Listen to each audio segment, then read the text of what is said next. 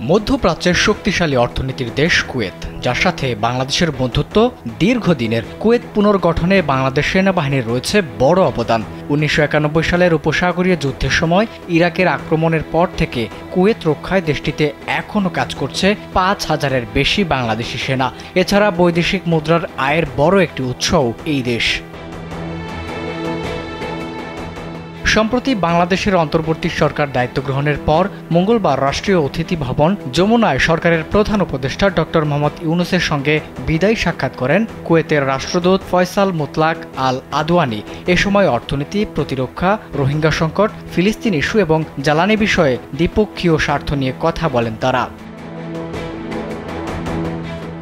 পাশাপাশি বাংলাদেশ থেকে আরও দক্ষ কর্মী নেওয়ার প্রস্তাব দেয় কুয়েত। বিদায়ী রাষ্ট্রদূত জানান, কুয়েতে বর্তমানে ৩ লাখের বেশি বাংলাদেশি কর্মী রয়েছেন। বাংলাদেশের সঙ্গে সম্পর্ক উন্নয়নের অংশ হিসেবে তার দেশ এখান থেকে আরও দক্ষ কর্মী নেবে, যেখানে প্রাধান্য দেওয়া হবে চিকিৎসক, নার্স এবং প্রকৌশলী। এ সময় ৫,০০০-এর বেশি বাংলাদেশি সেনা কুয়েতে সেবা দিয়ে যাচ্ছেন বলেও জানান তিনি। সাক্ষাতে প্রধান উপদেষ্টা বাংলাদেশে এই রাষ্ট্রদূতের ভূমিকা নিয়ে প্রশংসা করেন। তিনি বলেন, রাষ্ট্রদূত ফয়সাল বাংলাদেশের একজন চমৎকার বন্ধু ছিলেন। ডক্টর ইউনূস আশা করেন আগামীতেও তিনি বাংলাদেশের ব্যাপারে তার এখতিয়ারের মধ্যে ভূমিকা রাখবেন।